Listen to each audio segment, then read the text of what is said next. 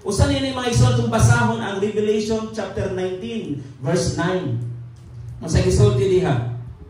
Unya miingon ang anghel kanako, isulat kini, bulahan ang gidapit pagtambong sa bangkite. Take note. Kisa tong bulahan ang mitambong sa bangkite sa kasal sa nating karnero. Og miingon pagayod ang anghel, mao kini ang matuod nga mga pulong sa Dios.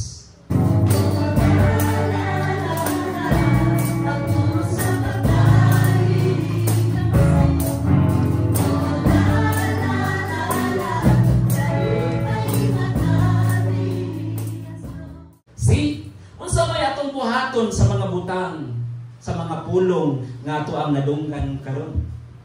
Di ba? Niingon ang anghel, niingon, isulat kini.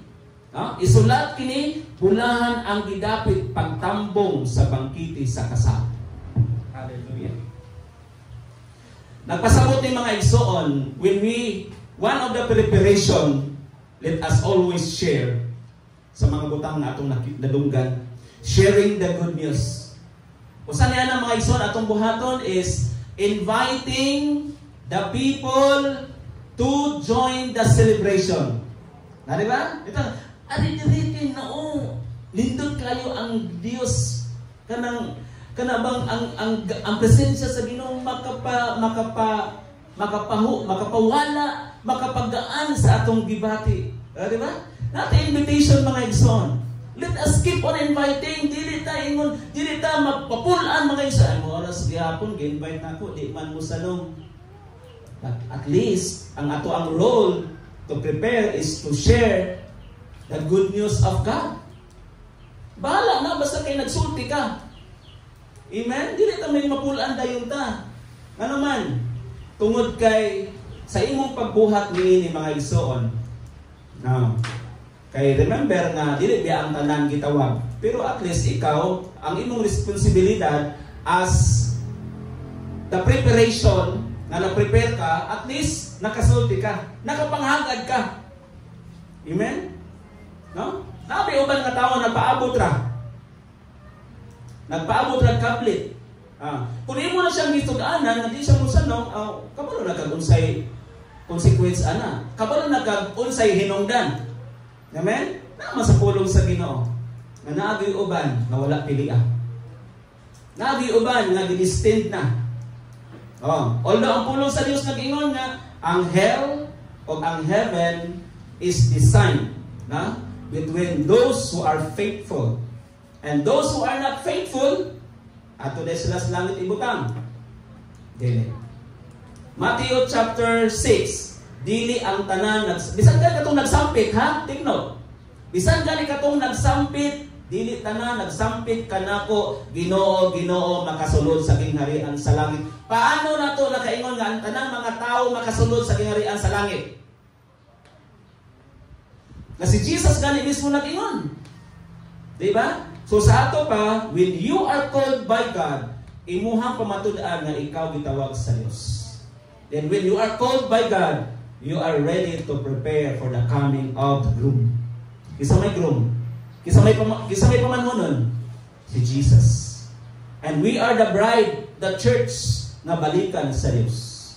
Excited? Kung excited na mubalik ang Diyos, mubalik si Jesus, mas excited mubalik ang pamanhonon. Kay makakita siya sa mga pangasaunon.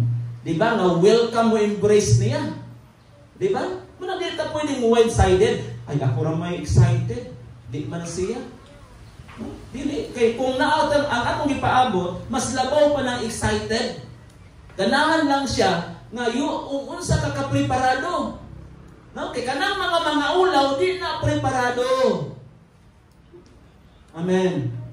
Ang maulaw man ko, pastor, mo-proclaim sa word of God. Meaning, you are not yet ready. Kaya ang pag-prepare mga igsoon, ang sharing proclamation is one of preparation sa Ginoo.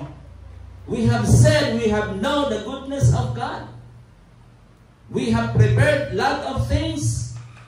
Nagpaabot ang mga igsoon sa maabot. Di ba? Lisod biya na magpaabot at wala. Sa kalibutan, sige paabot, pero magsika na naman ang atong mata, wala. Kay kalibutan, dili tinuod. Dili sincero sa gisulti. Pero kung mag-abot ta dito sa promise sa Ginoo, white is white, black is black. Nakabata diha? Amen? Hallelujah.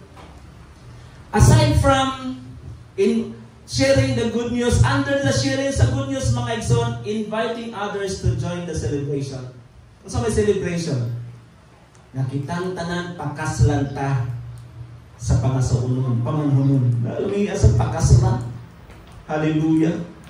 Then, ikaduha, aside from inviting others to join the celebration, ikaduha, testifying to God's faithfulness. Testifying to God's faithfulness. Makita sa Mark chapter 5, verse 19.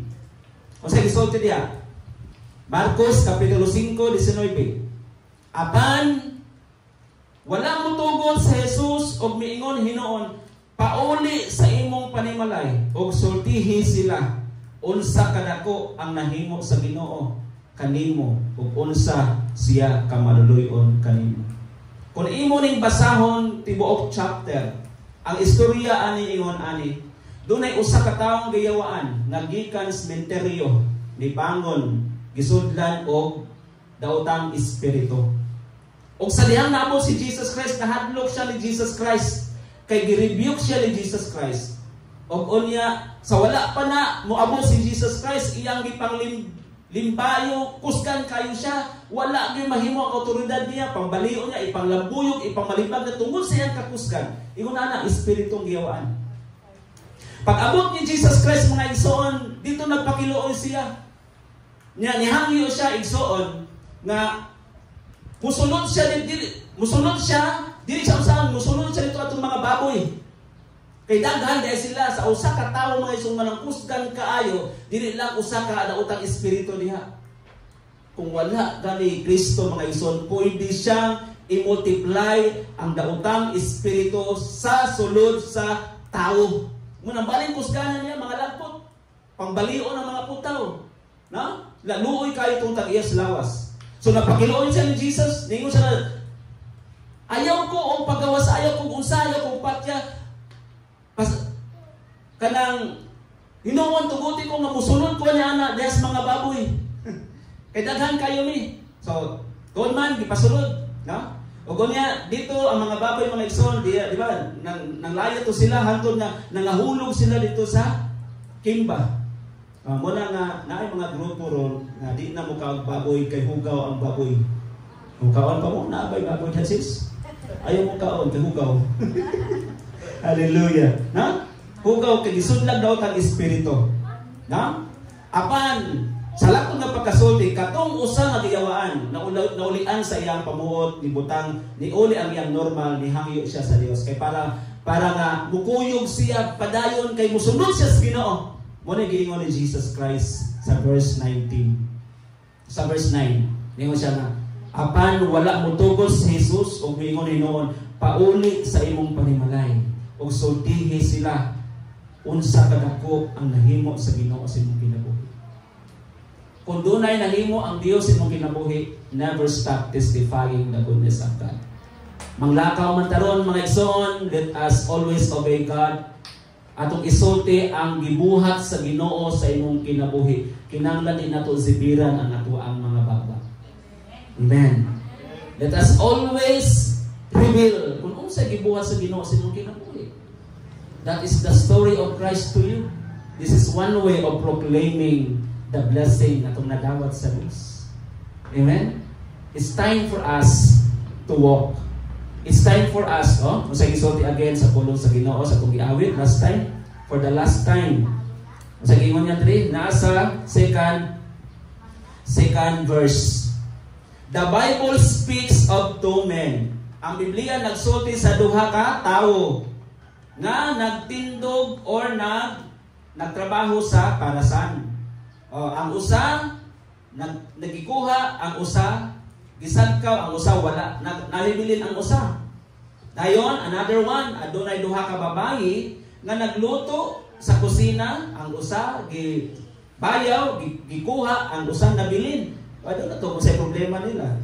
Oh, mas may ingong picture anang nabilin. Di ba sa panahon sa rapture, nagi mga bilin. So hopefully dito mga bilin. Amen. Muna man lagi og linong kayo.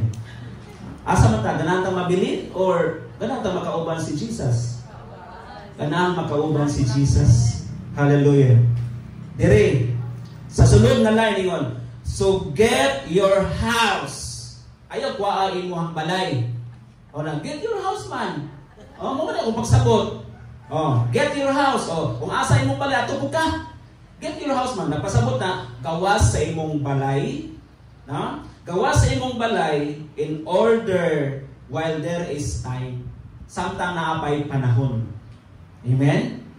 So, unsa kung may atong buhaton, bubuhat pa dito kung humana, nana. So, let us always, usa din sa preparation mga igsoon, let us go out and share the blessing na itong natawag. Kanang blessing na gisgutan sa Bible, kining pulong sa Ginoo because mo na'y blessing. Mo na nga, kanunay tang mag-matcha, kanunay tang mag-meditate para naatay isultis pagkamaayo sa itong buhi na Diyos. Hallelujah. Ato ang taga meaning ng testify or testimony. Testimony, this is the act of sharing one's personal experiences. Nga imong na-encounter, imong nasinati, o imuhang pagpadayag sa imong reflection diha sa trabaho sa Dios, unsay gitrabaho sa Ginoo, unsay gibuhat sa Ginoo sa imong kinabuhi. Sama sa usa ka lalaki mga igsoon, human siya pahimusli sa dautan. Apan iyang gisurrender, na-encounter si Lord siyang kinabuhi. Gisugo siya sa Ginoo. Ayun ang kuyog nako. Puli sa imong balay, ug tug-ani imong pamilya, unsay gibuhat sa Ginoo sa imong kinabuhi. Tug-ani imong silingan, kung unsay gibuhat sa Ginoo sa imong kinabuhi. Gihaw-as ka gikan sa mga daotang espiritu. Gihaw-as ta gikan sa mga sakit ug balatian para nga mupadayon ta. Nay uban nagiayos Ginoo personally. Pero asa naman sila karon? Wala sila gipadayon tungod kay ang ilahang langa dili enough. Mga igsoon. There is time, napay panahon, ngayon mo silang suginlan. Ezekiel, nasa Ezekiel mga igsoon chapter 30, correct me if I'm wrong. Nga, kung di mo suginlan ang imuhang minahal sa kinabuhi, pag iyang kamatayon, kung mamatay siya, ikamoy paninglan sa iyahang kalag. Amen? Apan kung imo siyang gisuginlan, gidasig na, gisiran na, kung sa'y maayong sa'y dili, kung di siya manimati, iyahan ang kargo, iyahan ang risko, dili na ikaw. Naluwas ka sa pagpaningil sa Ginoo sa iyang kinabuhi. Nanuwan mo siya suginli. Usa mo o kaya, usa kahabol. Matag gabi, unya, wag yun mo siya tug-ani sa pagkamaayo sa Ginoo sa imong kinabuhi. We need to be a channel of blessing. Amen. While there is time. Samtang naapay panahon, mga igsoon. Hallelujah. Dalay ko ng atong buhi na Dios. Then, anticipating the fulfillment. Mo anticipate ang mga igsoon na dunag yun mga katumanan nining tanan. Na ay katumanan.